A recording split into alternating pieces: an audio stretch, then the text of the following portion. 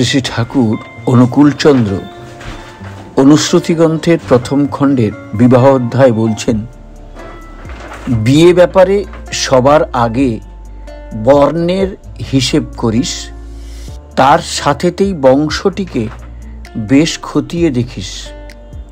বংশ দেখে শ্রদ্ধা হলেই স্বাস্থ্য দেখিস কেমন তার সাথে তুই বাজিয়ে নিবি স্বভাব, অভ্যেস, ব্যবহার। এসবগুলির সুসঙ্গতি মিলেই যদি যায়, বিদ্যা দেখিস নজর করে, কর্মের ওজন তার। পারম্পর্যে এইগুলি সব মিলিয়ে দিলে বিয়ে, প্রায় দেখিস ঠকবি না তুই, মরবি না বিষিয়ে। সভ্যতার বর্তমান সন্ধিক্ষণে দাঁড়িয়ে আমাদের অভিজ্ঞতার কথা ভাবলে এক পরস্পর বিরোধী অনুভব হয়। বিজ্ঞান ও প্রযুক্তিবিদ্যার অভাবনীয় উন্নতির ওপর নির্ভর করে এগিয়েছে মানুষ বহুদূর। নিজের মস্তিষ্ক মন্থন করে নব ঐশ্বর্যের সম্ভারে সভ্য মানুষ নিত্যই নিজের ভাণ্ডার স্ফীত করে চলেছে। দৈনন্দিন জীবনযাপন প্রণালীকে আরও অধিকতর আরামপ্রদ ও উপভোগ্য করে তুলতে নানা রকমের আয়োজন আমাদের বিস্ময় উদ্রেক করে। চিকিৎসা, যোগাযোগ, জীবনদায়ী ঔষধ, স্কুল কলেজের পড়াশোনা, গবেষণা ইত্যাদি নানা ক্ষেত্রে বিজ্ঞানের বিস্ময়কর অবদান মানুষকে এতটা সমৃদ্ধ করেছে ও করে চলেছে, যা কিছুদিন আগেও অসম্ভব বলে মনে হতো। মানুষের অনুসন্ধিৎসা, প্রণিধান, কর্মচঞ্চলতা, অজানাকে জানার সীমাহীন আকুতি এবং সব কিছুর ওপর আধিপত্য বিস্তার করে নিজ সুবিধা ও মঙ্গলার্থে তা বিনিয়োগ করার নিরন্তর সাধনা তার চরিত্রকে যে এক বিস্ময়কর পরিচয়ে পরিচিত করেছে, সে বিষয়ে সন্দেহের কোনো অবকাশ নেই। অজানাকে জেনে করায়ত্ত করে নিয়ন্ত্রণ ও সামঞ্জস্য সহকারে সমাধানে বিনিয়োগ করার যে ক্ষমতা, তাকে বলা যায় ঐশী শক্তি। মানুষের যে, অন্যভাবে বললে কি হবে না, যে পাওয়ার অফ অ্যাকিউজিশন বা অর্জন করার ক্ষমতা, এটাকেই বলে ঐশী শক্তি। মানুষের মধ্যে সেই শক্তির বীজ বর্তমান। তাই মানুষ ছাড়া আমরা ঈশ্বর বলে অন্য কাউকে বুঝি না, বা যে ঈশ্বর মানুষ নয় তাকে বোধে আনতে পারি না। আজ দেখা যাচ্ছে মানুষ যেন ক্রমশই ঈশ্বর সাধনার পূর্ণত্ব পেতে চলেছে। সভ্যতার বর্তমান সন্ধিক্ষণে দাঁড়িয়ে বিজ্ঞান ও প্রযুক্তিগত কলাকৌশলের আশীর্বাদ ধন্য মানুষকে দেখে এ কথাই মনে হয়। কিন্তু আমাদের এই মনে হওয়া যদি কেবলই এমন সুখকর অনুভূতিতেই শেষ হতো, তাহলে সত্যি ভালো হতো। দুঃখের বিষয় তা হয়নি। আর এই হয়নি বলার কারণটিকে খুঁজতে হলে আমাদের চোখ ফেরাতে হবে বর্তমান পৃথিবীর সমাজ জীবনের দিকে। যোগাযোগ ও যাতায়াত ব্যবস্থার অভূতপূর্ব উন্নতি হওয়ার ফলে সারা পৃথিবী একটি ছোট আঙ্গিনার মতো হয়ে দাঁড়িয়েছে। তাই সামগ্রিকভাবে বিশ্ব দুনিয়ার সামাজিক পরিস্থিতিটির অবস্থান কোথায় আর তা কোন খাতে বইছে, তা জানার সুবিধা হয়েছে, সন্দেহ নাই। ক্রমবর্ধমান মারাত্মক জনবিস্ফোরণের ফলে পৃথিবীর স্থায়ী রসদের ভাণ্ডারে টান পড়েছে। বিজ্ঞান ও জৈব প্রযুক্তির জ্ঞান কাজে লাগিয়ে বিভিন্ন ক্ষেত্রে উৎপাদন বেড়েছে ঠিকই, তবে সেই বৃদ্ধি ক্রমবর্ধমান চাহিদার সাথে তাল মেলাতে পারছে না। এর সাথে যুক্ত হয়েছে ত্রুটিপূর্ণ ও ইচ্ছাকৃত অসম বন্টন প্রণালী।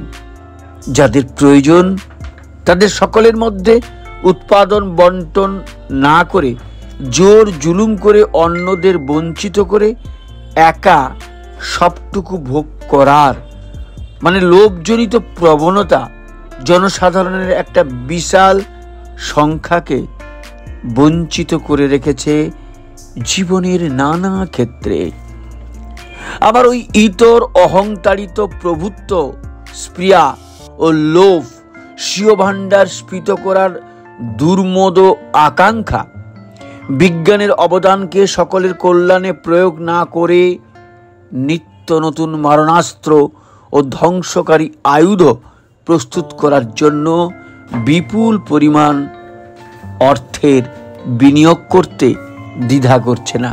অথচ এখন সারা পৃথিবীতে অসংখ্য মানুষের বাসস্থান নেই, খাদ্য নেই, পানীয় জল, স্বাস্থ্য পরিষেবা, শিক্ষা ইত্যাদি ন্যূনতম সুবিধাও তাদের কাছে পৌঁছচ্ছে না।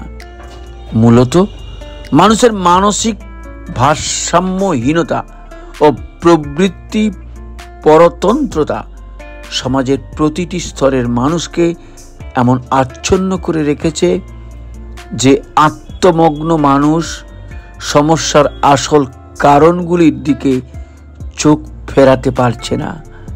তারা একে অন্যের থেকে বিচ্ছিন্ন হয়ে পড়ে সমাজে একত্র বাস করেও জনারণ্যে এক রকমের অরণ্যে পরিবেশ সৃষ্টি করে ফেলেছে। বেশি দূরে যাওয়ার প্রয়োজন নেই। আমাদের নিকট পরিবেশের দিকে চাইলেই মানবতার অবক্ষয়ের দৃশ্যটি ভালো রকম দেখা যাবে। দয়া, মায়া, ক্ষমা, সহ্য, ধৈর্য, সহানুভূতি সম্পন্ন, আত্মবিশ্বাসী, পরোপকারী, ত্যাগনিষ্ঠ, দরদি, দায়িত্ব জ্ঞান সম্পন্ন, কর্তব্যপ্রাণ, সুস্থ মানুষের অভাব বর্তমানে একান্তভাবেই দেখা দিয়েছে। কলকারখানা, স্কুল কলেজ, গবেষণাগার, হাসপাতাল, সরকারি অফিস, থানা পুলিশ ও সামাজিক পরিষেবার অন্যান্য দপ্তর ও প্রতিষ্ঠানগুলি যেখানে মানুষের সেবা, সহযোগিতা ও সাহায্যের জন্য দায়িত্বপূর্ণ কর্ম বিনিয়োগের একান্ত প্রয়োজন, সেখানে এসবের অভাব দেখা দিয়েছে। মানুষের কর্ম বিমুখতা, ফাঁকি দেবার প্রবণতা, উদাসীনতা সমস্ত সৎ ও শুভ সমস্ত প্রচেষ্টাকেই তছনছ করে দিয়েছে। অথচ এসব জায়গায় উপযুক্ত পারিশ্রমিকের বিনিময়ে যারা নিয়োজিত হয়েছে তারা নিজ নিজ দায়িত্ব কর্তব্য যথাযথভাবে পালন করার শর্তেই নির্বাচিত হয়েছিলেন। অত্যাবশ্যক পরিষেবা, বৃত্তিমাফিক যথেচ্ছাচারের ফল হিসাবে বঞ্চিত, ক্ষুব্ধ ও শোষিত, ক্ষুধার্ত, নিপীড়িত, অশিক্ষিত লক্ষ লক্ষ মানুষ না পাওয়ার বঞ্চনা বুকে নিয়ে বেঁচে থাকার তাগিদে নানা বিগর্হিত ও বিপজ্জনক উপায়ে মুক্তির পথ খুঁজে ফিরে মরছে। জন্ম নিচ্ছে এক ভয়ঙ্কর বিচ্ছিন্নতাবাদ ও সন্ত্রাসবাদী আন্দোলন। এসবের সাথেই চলছে রাজনীতির নামে ভোট সর্বস্ব, ক্ষমতা কেন্দ্রিক ক্রিয়াকলাপ।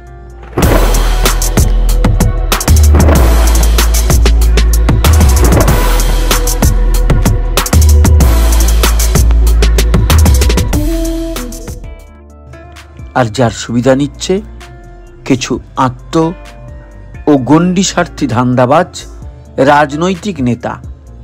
সব মিলিয়ে পরিস্থিতি হয়ে উঠেছে জটিলতর।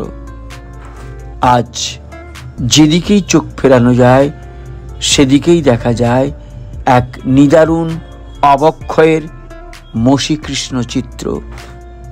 সমস্যা যে মানুষের জীবনে থাকে না তা নয়। ক্ষুদ্র পারিবারিক জীবন ও বৃহৎ সামাজিক জীবন, স্বাভাবিকভাবেই যে সমস্যাগুলি মানুষের জীবনে আসে, বুদ্ধি বিবেচনার সাথে সময়ানুক ব্যবস্থা গ্রহণ, ধৈর্য, আত্মসংযম, অশ্বনিরোধী পরাক্রম, সৎসঙ্গতি ইত্যাদি মানুষকে সাহায্য করে সেই সব সমস্যা থেকে উত্তরণের জন্য। সত্যি কথা বলতে কি, সমস্যা না থাকলে মানুষের প্রগতির পথটি রুদ্ধ হয়ে যেত। কোনো সমস্যার সম্মুখীন হলে মানুষ নিজ ব্যক্তিত্বের গুণ দিয়েই তার মোকাবিলা করে থাকে, কিন্তু মানুষের একক শক্তিতে সবসময় সব রকম সমস্যার সম্মুখীন হওয়া সম্ভব হয় না। তাই প্রয়োজন হয় গুচ্ছবদ্ধ বা সমাজবদ্ধ মানুষের। আর সমাজ অর্থেই সন্নিবেশ, একত্রবাস।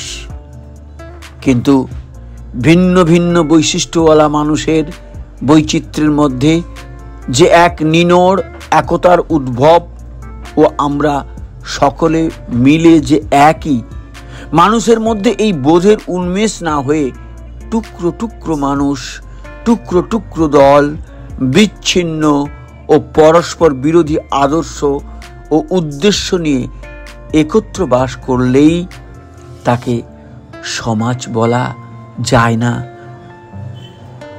এসব পাঠ্যক্রমে অনেক নীতিবাক্য শেখানো হয়, অনেক উপদেশ বর্ষিত হয়, সমস্যার সমাধানের জন্য অনেক পরিকল্পনা, সভা সমিতি, কার্যশালা, কমিটি, মানে বিভিন্ন রকম অর্গানাইজেশন, আইন প্রণয়ন ইত্যাদি কত কিছুই না করা হয়।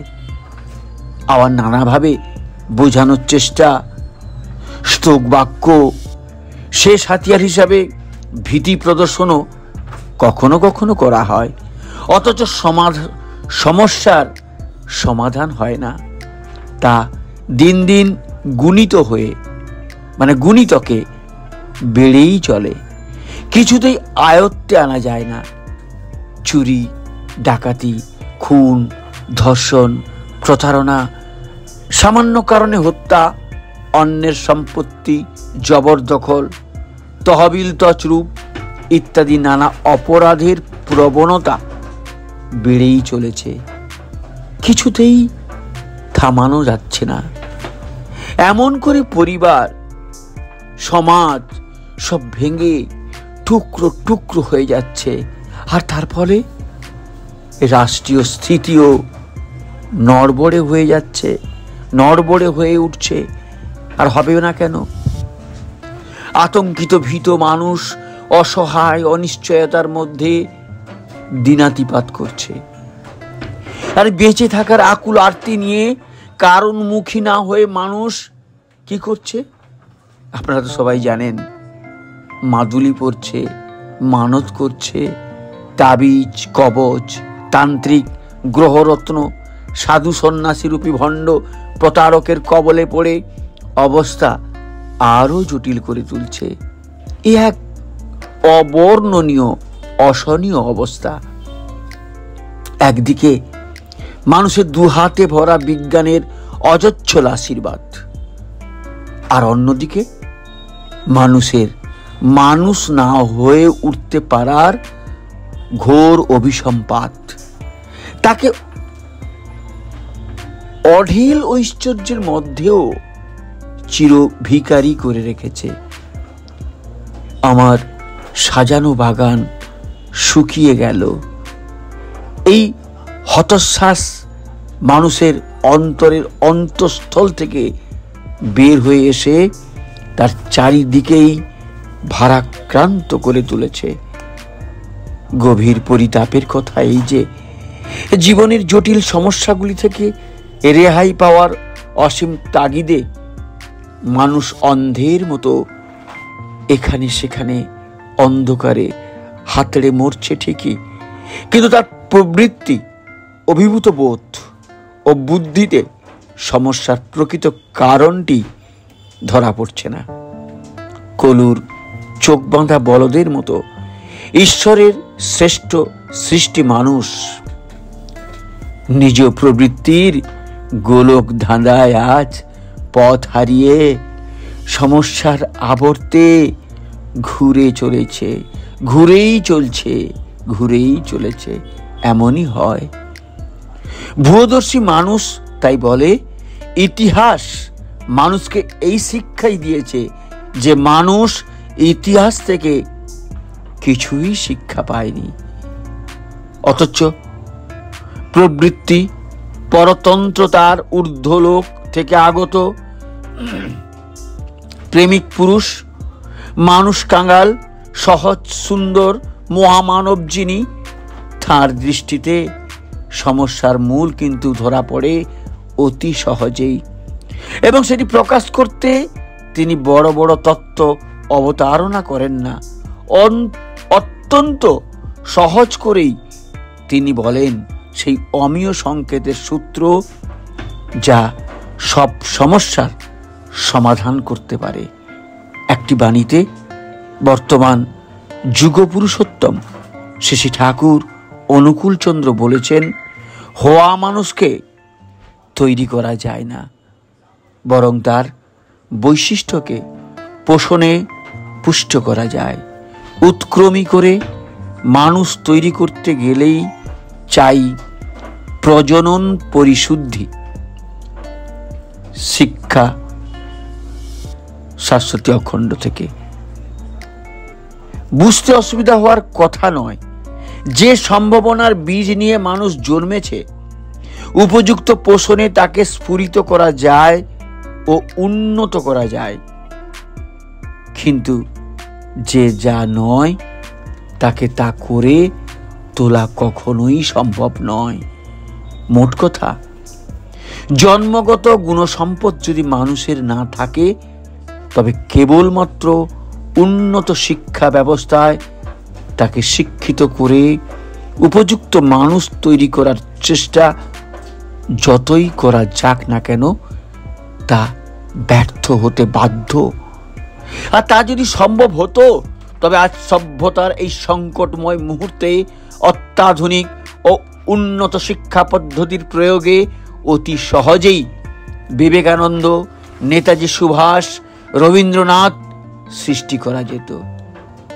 প্রজনন বিভ্রাটে অর্থাৎ ভ্রান্ত বিবাহ নীতির জন্যই সমাজে ধ্বংসাত্মক মনোভাবাপন্ন, ইন্দ্রিয় পরবশ, লোভী, আত্মকেন্দ্রিক, অলস, জড়বুদ্ধি ও স্নায়ু দৌর্বল্য সম্পন্ন মানুষের সৃষ্টি হয়। একথা বিজ্ঞানও অস্বীকার করে না। সম্প্রতি American Society of Human Genetics এর রিপোর্টে দেখা যাচ্ছে, তারা নিঃসন্দেহে বলেছেন, the American Society of Human Genetics recognise the genetic variation can significantly influence a risk for disease and the nature of one individual future health, and that many human capacities and talents are influenced by genes. প্রজনন পরিশুদ্ধির মূল ভিত্তি স্থাপিত হয় পরস্পর পরিপূরক পুরুষ ও নারীর বিবাহ বন্ধনের মধ্য দিয়ে। এই ব্যাপারে সব মানুষের যে সম্যক ধারণা থাকবে তা আশা করা যায় না। তাই ঋষি, বৈজ্ঞানিক, গবেষক ও বিশেষজ্ঞের গবেষণালব্ধ প্রজননগত সুফল লাভের উপায়গুলি সাধারণ মানুষের কাছে পালনীয় নীতি হিসাবে আসে, কিন্তু আধুনিক মানুষ সেসব সম্বন্ধে উদাসীন। সবাই উদাসীন, কেউ আর গুরুত্ব দিচ্ছে না। এই বিশেষ বয়ঃসন্ধিকালে যৌন তাড়নায় পুরুষ ও নারী বিবাহ বন্ধনে আবদ্ধ হয়। ইন্দ্রিয় উপভোগী এই জাতীয় বিবাহের একমাত্র উদ্দেশ্য, এর সাথে সুপ্রজননের কোনো সম্বন্ধ নেই। এই জাতীয় বিবাহের কোনো বৈজ্ঞানিক ভিত্তিও। ফলত সুসন্তান লাভের বৈজ্ঞানিক পন্থাগুলি পালিত হচ্ছে না। অসম ও অসামঞ্জস্য মিলনের ফলে জৈবিক নিয়মে মানুষের জন্ম হচ্ছে মাত্র। পিতৃপুরুষের সদ্গুণাবলী ও বিশেষ গুণ সমন্বিত বৈশিষ্ট্যগুলি বংশানুবাহিত হয়ে পিতামাতার মাধ্যমে সন্তানের ভিতর সঞ্চারিত হচ্ছে না। আর শ্রী ঠাকুর অনুকূল চন্দ্রের কণ্ঠে তাই ধ্বনিত হয়েছে বিবাহ সংস্কারের আহ্বান। তিনি আহ্বান করছেন সমস্যার মূলে মানুষের দৃষ্টি আকর্ষণ করে। তিনি বলেছেন, উন্নয়ন আর সুপ্রজনন এই তো বিয়ের মূল। যেমন তেমন করে বিয়ে করিস না কো ভুল।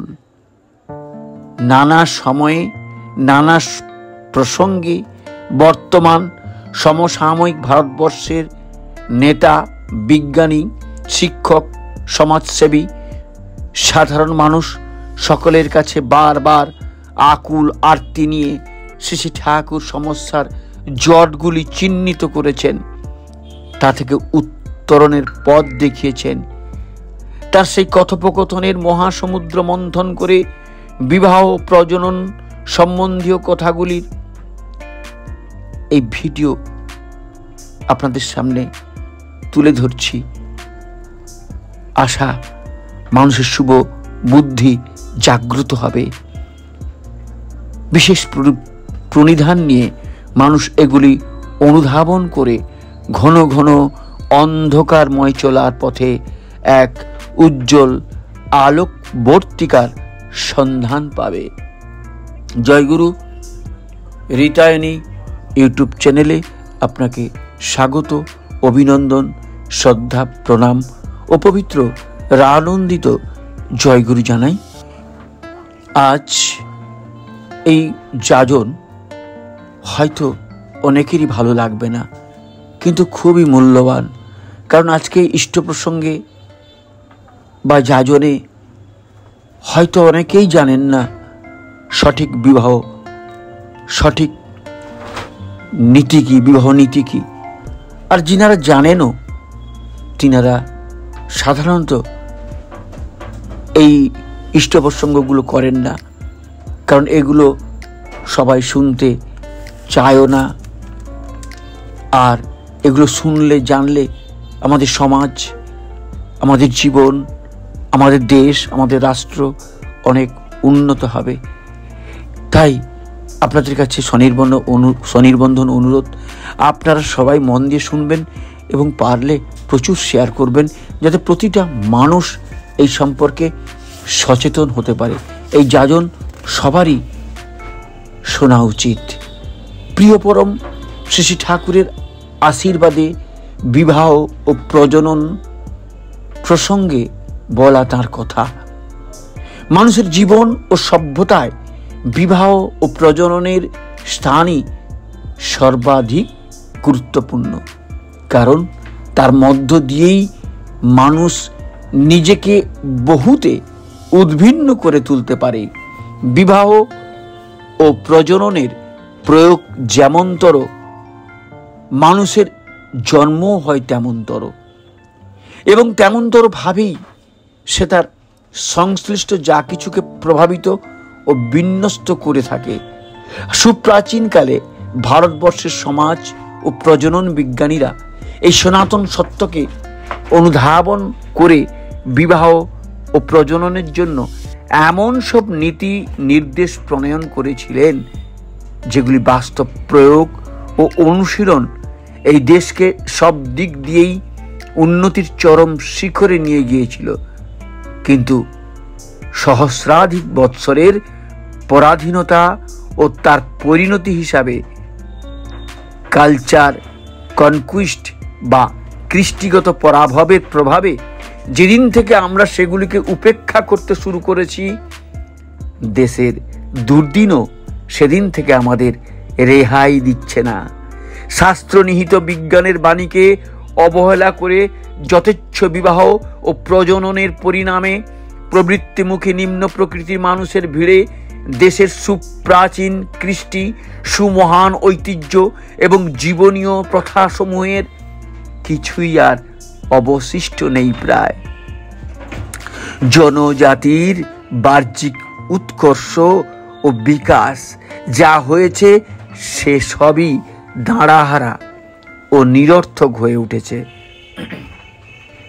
ব্যক্তি, দম্পতি, গৃহ, সমাজ ও রাষ্ট্রের এই জটিল সংকটে ভুক্তভোগী সর্বস্তরের মানুষ এসেছেন শ্রী ঠাকুরের কাছে, শ্রী ঠাকুর অনুকূলচন্দ্রের দরবারে এ থেকে পরিত্রাণের উপায় জানতে।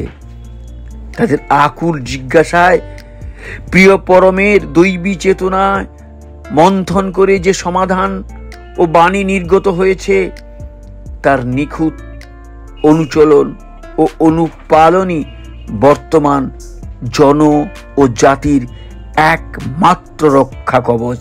হ্যাঁ, একমাত্রই রক্ষা কবচ। আমরা তাই এই বিবাহ নীতি সম্পর্কে আমরা এখন প্রায় যাজন করি নাই বললেই চলে। আমরা নানা রকম ইষ্ট প্রসঙ্গে অনেক কথাই বলি, কিন্তু এই বিবাহ প্রসঙ্গটা এড়িয়ে যাই। আমরা গুরু ভাইদের যে সঙ্গবদ্ধ থাকি, দাদা ও মায়েরা যখন বিবাহ সম্পর্কে, বিবাহ যোগ্যা মেয়ে থাকে এবং বিবাহযোগ্য ছেলে থাকে, আমাদের ঠাকুরের যে প্রতিলোম অনুলোম বিয়ে, সে সম্পর্কিত আমরা তাদেরকে সম্যক জ্ঞান দিই না বা সহযোগিতা করি না। আমাদের প্রত্যেকের সহযোগিতা করা উচিত এবং দেখা উচিত বিয়েটা অনুলোম হলো কিনা, আর যদি প্রতিলোম হয় রুখে দেওয়া উচিত। আমি দু একটা ঠাকুরের কথা, কয়েকটা পয়েন্ট বলেই আজকের এই যাজন আমি শেষ করব, কারণ এই যাজন খুব নীরস, ভালো লাগবে না, কিন্তু তিতা খেতে খারাপ লাগে, কিন্তু তিতা শরীরের পক্ষে খুবই উপকার। তাই এগুলি জেনে রাখলে আমাদের প্রত্যেকেরই খুব ভালো হবে বলে আমার দৃঢ় বিশ্বাস। আজকে আলোচনা করব কয়েকটা পয়েন্টগুলো আগে বলে যাই। 1, আগেকার কিছু সামাজিক প্রথার তাৎপর্য। 2, বহু বিবাহ কিভাবে হতো। 3, ভেবে দেখো বিবাহ বিচ্ছেদ ভালো কিনা। 4, প্রতিলোম উপগতিকালে নারীর মানসিক অবস্থা কেমন হয়। 5, প্রতিলোম অনুলোম সন্তান কেমন চরিত্রের হয়। 6, সন্তানের জন্ম সুষ্ঠু হয় না কখন। 7, উচ্চ বংশ নিম্ন বংশের মানদণ্ড কি। 8, কুলীন হলেই তার বিকাশ উঁচু দরের হয় কিনা।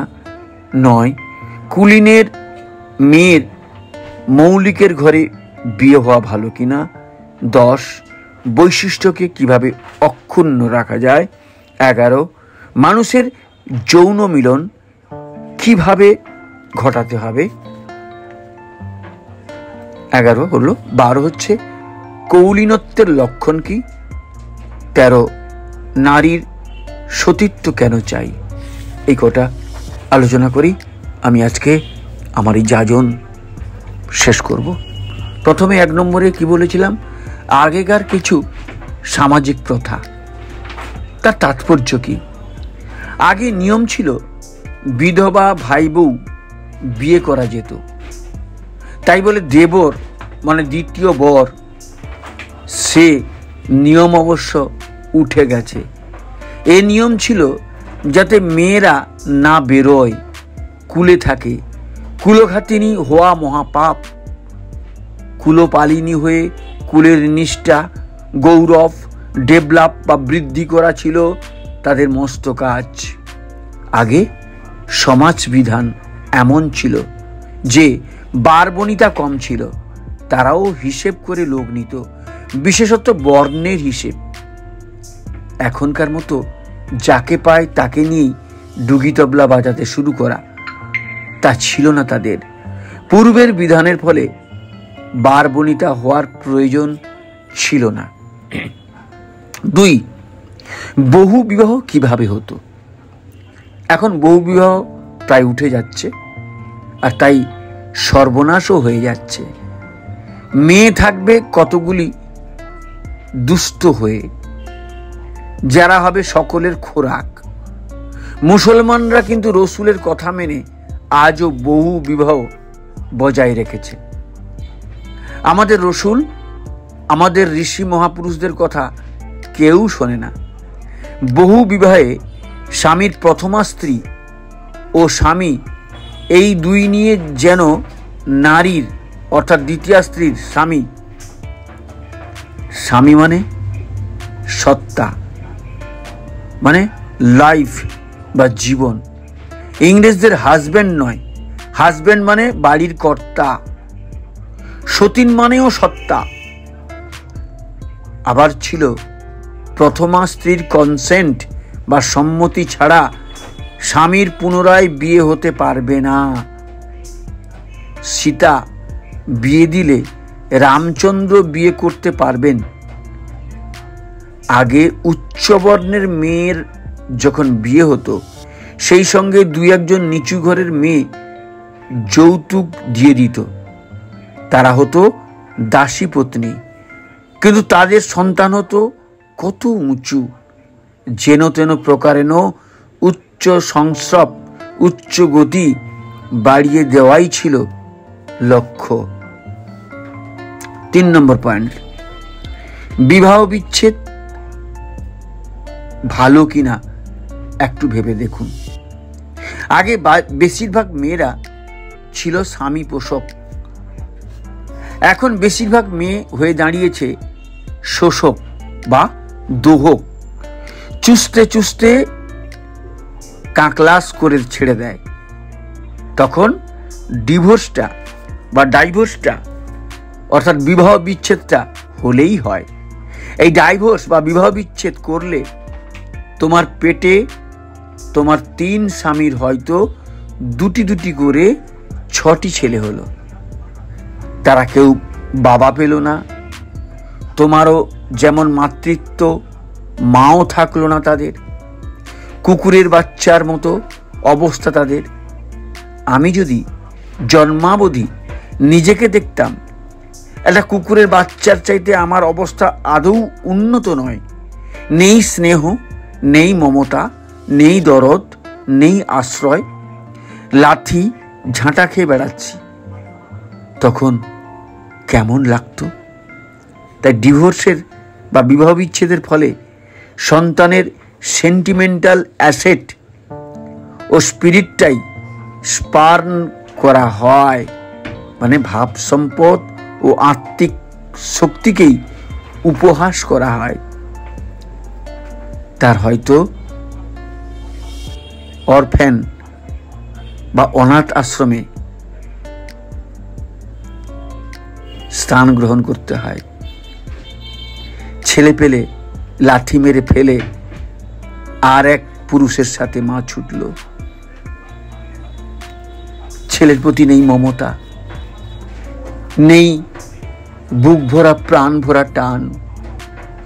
তেমন মায়ের ছেলে হওয়া যে জীবনে কতখানি বঞ্চিত হওয়া তা কি কল্পনা করতে পারেন?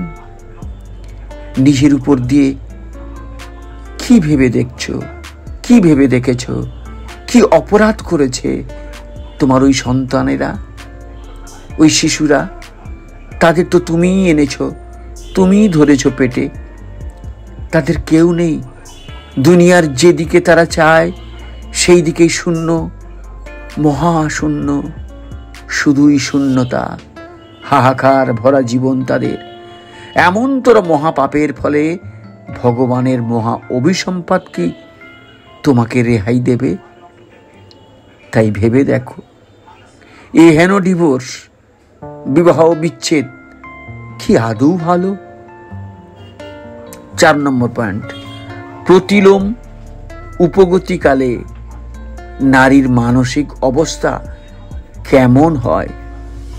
আমরা জানি অনুলোম বিয়ে, প্রতিলোম বিয়ে। অনুলোম বিয়ে সঠিক আর প্রতিলোম বিয়ে সঠিক নয়, ঠাকুরও বলে গেছেন। আমার কাছে পুরুষও খুলে কয়, অনেক মেয়েও কয় তাদের জীবনের কাহিনী। কতগুলি মেয়ের কাছে শুনেছি হয়তো নিচু পুরুষের সঙ্গে ভাব হয়েছে, পুরুষ খুব আদর যত্ন করে, কিন্তু উপগতির সময় হঠাৎ সেই মেয়ে পুরুষটাকে লাথি মারে। তার প্রাণের মধ্যে তখন হাহাকার করে ওঠে, আত্মস্বরে তার অন্তরাত্মা কেঁদে ওঠে। সমুদ্রের মধ্যে জাহাজ ডোবার সময় জাহাজের মানুষগুলির যে অবস্থা হয়, সেই অবস্থাই হয়। এইভাবে চলতে চলতে মাস 6 পরে নাকি সেন্টিমেন্ট বা মনোভাবটা নিস্তেজ ভোঁতা হয়ে ওঠে। তখন আরো তো কষ্ট হয় না, তবু কষ্টের ভাব থেকেই যায়। পুরুষটা অত আদর সোহাগ করে, তবু কেন এমন হয়? তার মানে তার পূর্বপুরুষরা একযোগে চিৎকার করে ওঠে, সবাই যেন বলে ওঠে, বাঁচাও বাঁচাও, আমাদের সর্বনাশ করো না। তুমি এসেছো তোমার বাবা থেকে, তোমার বাবা তার বাবা থেকে। এইভাবে পারম্পর্যানুযায়ী তুমি হলে তোমার সমস্ত পূর্বপুরুষের রেজাল্ট বা পরিণতি। তাই নিচুর কাছে গেলেই মেয়ের প্রাণ আঁকু পাঁকু করতে থাকে, বুকে ধরফড়ি লেগেই থাকে। শান্তি নেই, সান্ত্বনা নেই, শান্তি নেই, সান্ত্বনা নেই। তবু হয়তো অন্য লোভ এড়াতে পারে না, কিন্তু উপায়ও থাকে না, তাই টিকে থাকে। মহান পূজনীয়র কাছে পড়ে, কিন্তু মেয়েদের কখনো এমন হয় না, যদি কিনা স্বামী সত্তাপূরণী হয়। অন্য যত অসুবিধাই থাক, তখন সে কত সুখী, কাজকর্ম করছে, গল্প করছে, গান করছে, বেড়াতে যাচ্ছে, বাবুগিরিও একটু আধটু করছে, হাতে যেন যষ্টি পেয়েছে। এই তফাৎ হয় কেন?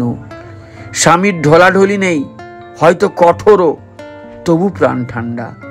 পুরুষ হয়তো তার তরকারিও কোটে না, ছেলেও ধরে না, বরং চাপই দেয়, খাটতে হয়, ছুটতে হয় কত, তবু বুক ভরা। কত সময় শাশুড়ি ননদের গঞ্জনা সইতে হয়, শত অত্যাচারেও সে সুখী, সে খুশি, কারণ তার ইনার বিইং মানে অন্তর্নিহিত সত্তা এবং পূর্বপুরুষ তৃপ্ত। মনে কোনো সময় কোনো বিরক্তির ভাব আসলেও স্বামীর মুখ চেয়ে সব সহ্য করে। কেন সে টানে, কেন সে সয়? কারণ স্বামীকে নিয়ে তার বুক জোড়া। তাই তার শাশুড়ি নিষ্ঠুরা হলেও তাকে এড়াতে পারে না। স্বামীকে খুশি করার জন্য তাকে শোয়ে বয়ে মানিয়ে পাতিয়ে চলে। পুষ্পমা বলছেন, যদি ক্রমাগত নিষ্ঠুর হয় তবে একদিন এড়াবে। উত্তরে শ্রী ঠাকুর বলছেন, কিন্তু ডিনাই করবে না, অর্থাৎ অস্বীকার করবে না স্বামীর মা বলে। পুষ্পমা বললেন, শাশুড়ির ভালো হওয়া উচিত। উত্তরে শ্রী ঠাকুর বলছেন, খারাপটা ধরেই বলছি। স্বামী যদি সব দিক থেকে নাগাল মতো উঁচু হয়, তখন তাকে বহন করার আকুতি থেকে মন্দ শাশুড়িকে নিয়েও হাসি মুখে অনেকখানি মানিয়ে পাতিয়ে চলে। কিন্তু স্বামী যদি নিচু ঘরের হয়, সেখানে স্বামী ও শাশুড়ির শত আদরেও তার প্রাণ ভরে না। কে বলছেন? আমাদের প্রাণপ্রিয় পরমপিতা, পরম প্রেমময় শ্রী ঠাকুর। 5 নম্বর পয়েন্ট, প্রতিলোম এবং অনুলোম সন্তান কেমন চরিত্রের হয়? প্রতিলোম বৈবাহিক সূত্রে মিলনে কি কখনো ফল ভালো হয়? প্রতিলোম বিয়ের প্রোডাক্ট বা সন্তান হয় অরঙ্গজেবের মতো। তারা মিল ভাঙতেই জানে, মিল করতে পারে না। প্রতিলোমজ সন্তান টেচেরাস বা বিশ্বাসঘাতক হবেই। আইডিয়াল ও কালচার, ইষ্ট ও কৃষ্টির পরিপন্থী না হয়েই পারে না। তারা যার দ্বারা পুষ্ট হবে তারই সর্বনাশ করবে বেশি করে। আর অনুলোমের সন্তান হয় ঝাঁঝালো ও তীক্ষ্ণ। ব্যাস অনুলোম। বিদুর অনুলোম, মানে ব্যাসদেব তিনি অনুলোম, বিদুর মহাভারতের তিনি অনুলোম। এদের রকমই আলাদা। শ্রেয়ের প্রতি শ্রদ্ধা এদের স্বভাবগত।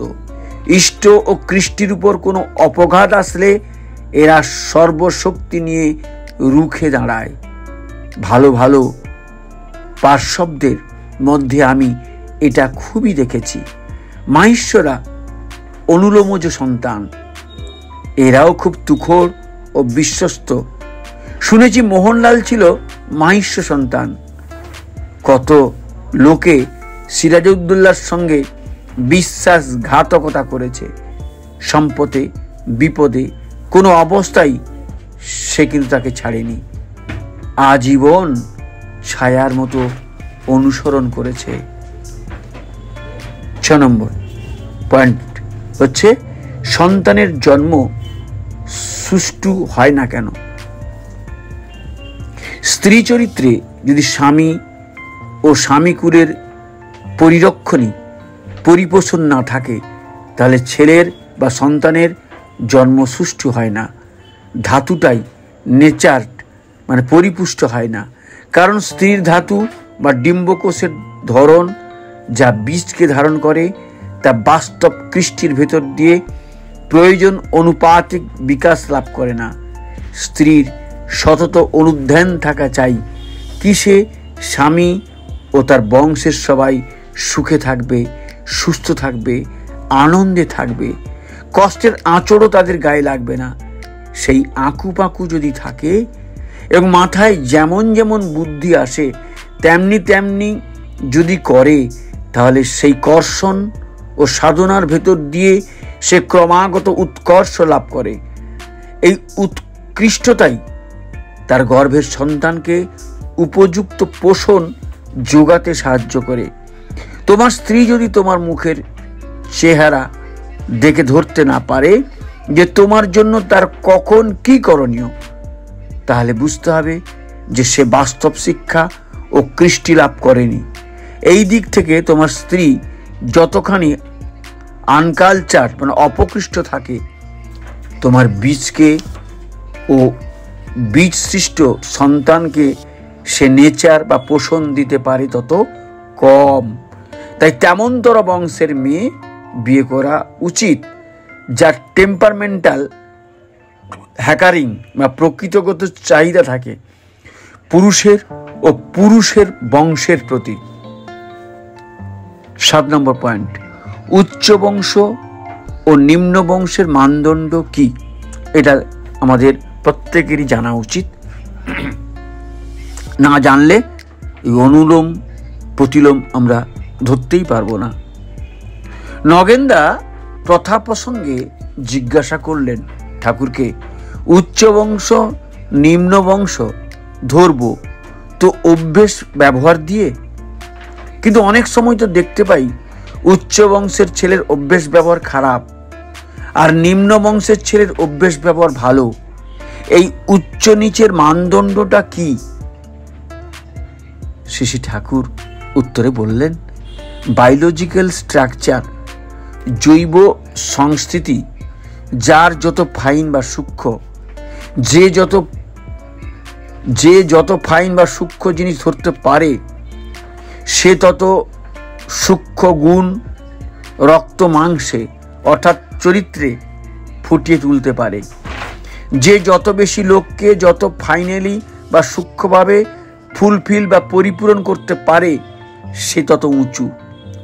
যে যত নিচু সে তত গ্রস বা স্থূল। একটা জিনিসকে বাইরে থেকে বাড়িয়ে তোলা খুব সহজ, কিন্তু ভেতরে তেমনতর গুণগত পরিবর্তন আনা তত সহজ নয়। যেমন মনে করো একটা লিচুকে বড় করে একটা তরমুজের মতো করে তুলতে পারো, কিন্তু তাই বলে তার তরমুজ হলো না, তাতে তরমুজত্ব সমাবিষ্ট হলো না। বীজের যে জিন পরিবর্তন ছাড়া তা সম্ভব না। ধরো ল্যাংড়া আম, তার ভালো খারাপ আছে। ল্যাংড়া জাতের একটা আম মনে করো খুব খারাপই হলো, কিন্তু ল্যাংড়ার বৈশিষ্ট্য তাতে কিছু না কিছু পাবেই। তাকে নেচার বা পোষণ দিয়ে তুমি ভালো ন্যাংড়ায় পরিণত করতে পারবে, তাতে বেশি দিন লাগবে না। কিন্তু একটা ভালো ফজলিকেও তুমি ন্যাংড়ায় পরিণত করতে পারবে না, আর করলে যেমন করে করা যায় সেই রকমে করা যাবে। তখন আর ফজলির সত্তা তাতে থাকবে না। বিশেষ প্রসেস বা প্রক্রিয়ার মধ্য দিয়েই জেনারেশন আফটার জেনারেশন, বংশ পরম্পরায় চেষ্টার ফলে একটা জিনিসের স্পেসিক্স বা জাতি চেঞ্জ বা পরিবর্তন করা যেতে পারে, কিন্তু অরিজিনাল মূল জাতি বা ধরনটা তখন আর থাকে না। একটা উচ্চ বংশের ছেলেরা বা ছেলে যদি বংশে প্রতিলোম বা সংমিশ্রণ না হয়ে থাকে, তাকে পোষণ দিয়ে ফুল অর্থাৎ পরিপূর্ণ উচ্চ বংশের রূপ তার মধ্যে ফুটিয়ে তোলা যাবে। এখনকার মতো তার বিকাশ বা অ্যাচিভমেন্ট কম হতে পারে, কিন্তু তার সম্ভাব্যতা ঢের বেশি। আর নিচু বংশের ছেলে সে যতই ভালো হোক, তার অ্যাচিভমেন্ট বা বিকাশ যতখানি হোক, উচ্চ বংশের তুলনায় তার বীজগত বিকাশ ও সম্ভাব্যতা কিন্তু ঢের কম। একটা বুনো আম যদি মিষ্টি হয়, সে কিন্তু বুনো আমই, খেতে মিষ্টি, আদর করে খাবেও। তবে একটা কুৎসিত ন্যাংড়া আর একটা ভালো বুনো আমের মধ্যে ভালো বুনো আমটা আজ হয়তো ব্যবহারে ভালো, কিন্তু তার বিকাশের সম্ভাব্যতা কুৎসিত ন্যাংড়ার মতো নয় কো। নগেনদা বলছেন, নিজকে ভালো দেখলে তাকে কি উচ্চ কব না? উত্তরে শিশি ঠাকুর বলছেন, কয়েছেন তো রুইদাস চামার, তাকে কি আপনারা কম সম্মান দিয়েছেন? তার গুণকেই পূজা করেছেন। তবে তপস্যার্জিত গুণ আর বীজগত গুণ এ দুয়ের ব্যবহারে তফাৎ আছে। প্রথমটা দিয়ে সব কাজ চলে, মানে ওই তপস্যাগত গুণ দিয়ে, কিন্তু তাকে দিয়ে তজ্জাতীয় বীজগত গুণ সমন্বিত সন্তানের প্রজনন হয় না। তাই শূদ্রকে গুরু করতে পারেন, কিন্তু তাকে মেয়ে দিতে পারেন না। পারেন বংশ পরম্পরায় ব্রাহ্মণত্ব লাভ করার ফলে তার ভবিষ্যৎ বংশধর যখন বিপ্রবর্ণ প্রাপ্ত হবে, যেখানে তার গুণ বীজগত হবে, যেখানে তা থেকে পূর্বানুবৃত্তি হবে না। নগেনদা বললেন, উচ্চ নিচের নির্ধারণ কি দিয়ে হবে? আমাদের মধ্যে না হয় কৌলিন্য প্রথা আছে, সব শ্রেণীর মধ্যে তো তা নেই। এক বর্ণের দুটো বংশের মধ্যে উঁচু নিচু কিভাবে ধরা যাবে? শিশি ঠাকুর বললেন, যে যত ফুলফিলিং মানে পরিপূরণী, তাকে তত সুপিরিয়র বা উন্নত কই বা বলি। এবারে 8 নম্বর পয়েন্ট, কুলীন হলেই তার বিকাশ উঁচু দরের হয় কিনা। কুলীন মানে যাদের কুলে খাত ঢোকেনি, অবিমিশ্র কুলসম্ভূত, তাদের মধ্যে জৈবিক ও প্রজননগত দোষ নেই। কুলীন হলেই যে তার বিকাশ উঁচু দরের হবে তার কোনো মানে নেই। তবে তার বায়োলজিক্যাল পসিবিলিটি মানে জৈব সম্ভাব্যতা বেশি। ঠিকমতো নেচার বা পোষণ দিতে পারলে তার উন্নতি করার সম্ভাবনা ঢের আছে। 9 নম্বর পয়েন্ট, কুলীনের মেয়ের মৌলিকের ঘরে বিয়ে হওয়া ভালো কিনা। এতক্ষণ আমি ভাবতাম কুলীন মৌলিক পাল্টা ঘর, কিন্তু বাস্তবে দেখছি কুলীনের মেয়ে মৌলিকের ঘরে পড়লে ফল ভালো হয় না। নগেনদা বলছেন চিরকাল তো হয়ে আসছে। শ্রী ঠাকুর বলছেন ডুমেট বিধ্বস্ত ও হচ্ছেন বরাবর। কায়স্থের মতো কায়স্থ কি আর আছে? তাহলে কি আজ দেশের এই অবস্থা হয়? 10 নম্বর, বৈশিষ্ট্যকে কিভাবে অক্ষুণ্ণ রাখা যায়। মানুষের সমাজে বৈশিষ্ট্যকে অক্ষুণ্ণ রাখতে গেলে বিয়ে থাওয়া ঠিক মতো দিতে হয়। বিধিমাফিক সবর্ণ বা অনুলোম বিয়েতে বৈশিষ্ট্য পুষ্ট ছাড়া নষ্ট হয় না, কিন্তু প্রতিলোমে সব কিছুই নষ্ট হয়ে যায়। মনে রাখবেন, প্রতিলোমে সব কিছুই নষ্ট হয়ে যায়। 11 নম্বর পয়েন্ট, মানুষের যৌন মিলন কিভাবে ঘটাতে হবে। মানুষের যৌন মিলন ঘটাতে গেলে এমনভাবে তা নিয়ন্ত্রিত করতে হবে যাতে কিনা সুসন্তান ছাড়া কুসন্তান না হতে পারে। এই বিয়ে একটা বড় জিনিস, এর মধ্যে গোলমাল ঢুকে গেলে সব ওলট পালট হয়ে যায়। 12 নম্বর পয়েন্ট, কৌলীনত্বের লক্ষণ কি। উৎকৃষ্টের প্রতি শ্রদ্ধাই উৎকৃষ্ট হওয়ার পন্থা। ওতে চলনার রকমই উৎকর্ষাভিমুখী হয়ে ওঠে, এই ভালোর পথ। এই শ্রদ্ধা না থাকাটাই অস্বাভাবিক, তার মানে ভালো হওয়ার ইচ্ছা দুর্বল। কৌলীনত্বের লক্ষণ ভালো, আচার, বিনয়, বিদ্যা, প্রতিষ্ঠা, তীর্থ, দর্শন, বৃত্তি, দান, তপ। আর সেই জন্য আমাদের দেশে দেবদ্বিজে ভক্তি জিনিসটাকেই অত্যন্ত গুরুত্বপূর্ণ স্থান দেওয়া হয়েছে। ওটা হলো একটা কালচার, অর্থাৎ কৃষ্টির একটা লক্ষণ। আজকে শেষ পয়েন্ট, 13 নম্বর পয়েন্ট, নারীর সতীত্ব কেন চাই। নারীর সতীত্ব একান্তই প্রয়োজন।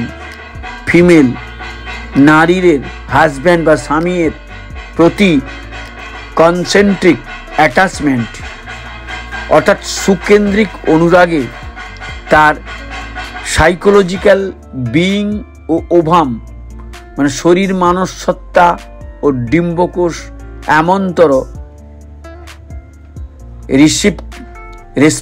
রিসিপটিভ বা অ্যাডজাস্টেড, গ্রহণমুখর ও নিয়ন্ত্রিত হয়ে থাকে যে স্বামী এর sperm with its varied chromosomes fully receives. রকমারি ক্রোমোজোম সহ শুক্রকীট পুরোপুরি গ্রহণ করে, সাপোর্ট করে, গুজি তুলতে পারে। জয়গুরু, অনেক দীর্ঘ হয়ে গেল, অনেক কিছু ছিল। আবার কোনো দিন সময় হলে আবার আলোচনা করা যাবে। ভুল ত্রুটি ক্ষমা সুন্দর দৃষ্টিতে থাকবেন, ক্ষমা সুন্দর দৃষ্টিতে দেখবেন এবং কমেন্টে আমার ভুল ত্রুটিগুলো ধরিয়ে দেবেন। নিজেকে আপনাদের শাসনে শাসিত করব, সংশোধিত করব, এই প্রার্থনা। আর বিষয়গুলো সবার সম্যক জ্ঞান হওয়ার প্রয়োজন রয়েছে, জানার প্রয়োজন রয়েছে, তাই সবাইকে শেয়ার করবেন। আর আপনাদের কাছে একটা অনুরোধ, আমার উদ্দীপনা উৎসাহকে বাড়ানোর জন্য সবাই সাবস্ক্রাইব করবেন এবং লাইক করবেন। পরমপিতার আতুল চরণে আপনাদের এবং আপনাদের পরিবারের সবার সার্বিক মঙ্গল প্রার্থনা করি। সবাই ভালো থাকুন, ঠাকুরকে মাথায় নিয়ে চলুন, ঠাকুরের নির্দেশ পরিপালন করুন, এই প্রার্থনা রইল পরমপিতার আতুল চরণে। জয় গুরু, বন্দে পুরুষোত্তমম।